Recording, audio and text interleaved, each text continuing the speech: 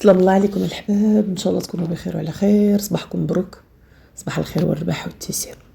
وصلني واحد الخبر في الليل، ما عرفتش كيفاش نبداها وما عرفتش كيفاش غنصوغها لكم، ولكن خصني نقولها لكم وجب التنبيه، وضروري المغاربه يوعاو ويعرفوا شنو جاي وشنو تبعنا. مؤخرا بن كيران خرج بواحد تصريح، اي وطني او ماشي وطني غيسمع هذاك الكلام ودعم بن كيران امام العلن لايران، رغم ان كنا نقولوها سنين، عاد بانت للعلن وصدقوا الناس كلامنا، وكنا كنقولوا ان الجماعه ولا جميع الاحزاب السياسيه هما فقط امتداد للفكر الشيعي وامتداد للخدمه ديال آية الله الخميني. لكن الناس ما كانش كتستوعب هذا. لكن بعد تصريح بن كيران كنشوف وقاحه وجرأه بعد ما طاول على الجيش المغربي وطاول على مناورة الأسد الإفريقي اللي القائد الأعلى الأركان الحرب والجيش وسيدي محمد وملك المغرب وأمير المؤمنين كنشوفه كيدعم إيران. علاش؟ هو دوز تصريح عادي، لكن المعلومات اللي وصلتنا وأكيد الأمن على باله، غير بغيت نوعي الناس أكثر وأكثر. المعلومات اللي عندنا أنه غدار نهار الحد واحد المسيرة، الغلاف ديالها والعنوان ديالها نصرة القضية ديال القومية العربية فلسطين، لكن غيكونوا وسطها مندسين ما عندهم علاقة لا بالقضية الفلسطينية ولا باغي نصرة فلسطين.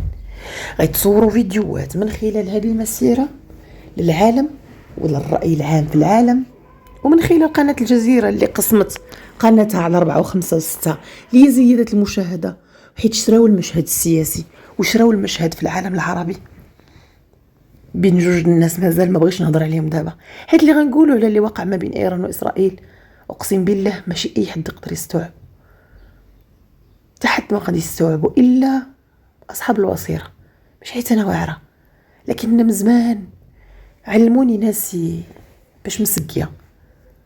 داكشي علاش كنختار مصلحه بلادي وما عمرني غنطبل لشي جهه من غير بلادي، ونفرح نقول انا كنطبل لبلادي رغم اني كنتعاير بها.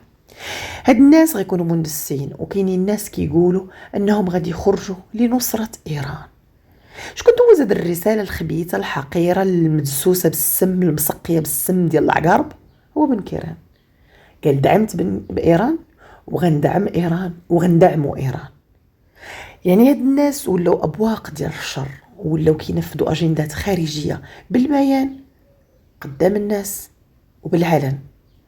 فاكيد الامن الوطني تبارك الله عليه داير خدمته، ما كاينش مناش تخاف. هاد الناس اللي غادي يخرجوا معروفين، وفاش غيخرجوا غيكونوا معروفين وغيكونوا مصورين بالدرون ومراقبين، ماشي هذا هو المهم. لكن الا كنتي مغربي حقيقي ما خاصنيش نسمع منك انك كدعم ايران، حيت عيبه بحقك وفي حق عقيدتك وفي حق هويتك وفي حق دينك. الا كنت تنتسب للبلد الحسن الثاني ومحمد السادس وكتنتسب لآل البيت وكتنتسب للوطن المغرب، عيب وحشومه تقول انك تدعم مجوس الارض. تقبلوها مني ما تقبلوهاش مني، اعلم خيركم ولا بغالكم سرجوه. انا كمغربيه سنيه لا ادعم ايران ولن ادعم ايران، واللي دارته ايران في المسلمين وفي العرب يمكن اكثر من اللي داروا نتنياهو في الفلسطينيين. وجهان لعمله واحده.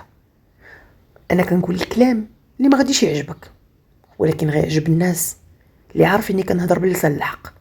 انا كنهضر مع الشباب ديال الجامعات وكنهضر مع الشباب اللي واخداهم العزه والشباب اللي كيامنوا بالقوميه العربيه وكيامنوا انهم خصهم ينصروا القضيه.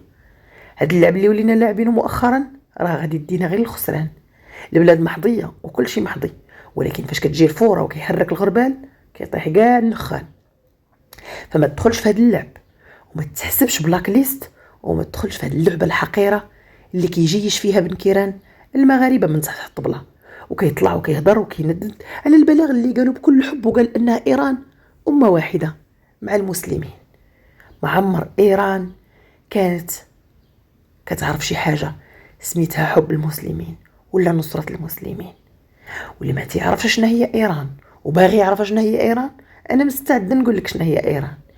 ايران اندل واسود واحقر من قطر، ويمكن قطر تعمل لصالح إيران. والدليل قالوا ترامب فاش قال أن تميم اقترح عليه صديق افتراضي، فاش قالها ترامب بالطنز ديالو المعهود والفضايح ديالو المعهودة والفرشة ديالو الأخبار السرية والجلسات السرية كتولي عنده علن بأن هذا الصديق اللي ما بغاش يأطاكيه هو إيران. وخدا ترامب الفلوس ومشى لأمريكان، وديك الساعة صرح ترامب بأن الرعاية ديالو خصهم يخرجوا من هذه المنطقة وهذه المنطقة وهذه المنطقة. ايوا قلت لكم البلا اللي رابح ماشي هي العبيد والحس الكابا، البلا اللي رابح هي سياسة سيدي محمد. رابح رابح حتى اللي يستعبدك ويسخرك ويديك من هنا وهنا ويتوسط لإيران وانت عند بالك قدرك كبير ما غاديش يحترمك هذاك اللي كتلحس له انت الكابا. فهذا هو علاش فرق كبير ما بين تميم وما بين ملك المغرب، وما كايناش المقارنه اصلا. فالمغاربه فيقوا وعيقوا. بن كيران كيدي بعض الشباب المغربي الهاويه، كيجيشوا الناس هو والرباعد ويحمان ونبيله منيب ومجموعه الناس الا بغيت نبقى نهضر عليهم يمكن غنترجم بالحجر، لكن خاصكم تكونوا على بال الخطاب اللي كيتمرر دابا خطاب خبيث مسقي بالسم. تيبان ان نصرة القضيه، حيت كيف قلت لكم في مجموعه فيديوهات اغلبيه الساسه دابا ولاو واخدين القضيه الفلسطينيه مطيه لمصالحهم الخاصه، وماشي غير في المغرب، في العالم كله. حتى الحقوقيين في اوروبا كلشي ولا كيستغل هذه القضيه، حتى ولاو كيكرهوا الناس في هذه القضيه، رغم انها اي مسلم واي انسان فوق الارض، اي انسان عنده الادميه وكيجري فيه الدم والروح ما غيتقبلش تهرق نقطه دم ديال اي واحد تحت اي عقيده وتحت اي مسمى وتحت اي لواء وتحت اي حيت ربي سبحانه وتعالى ولا عطانا الحق في الحياه، عطانا الحق اننا نعيش ونتعايشوا ونتقبلوا الاختلاف ديال بعض. غنقول كلام ما غاديش يامنوا به الناس ديال البعد الثالث، لكن كلام صعيب يتفهم. المهم مني تغربلت وشاطغين النخاله في الغربال.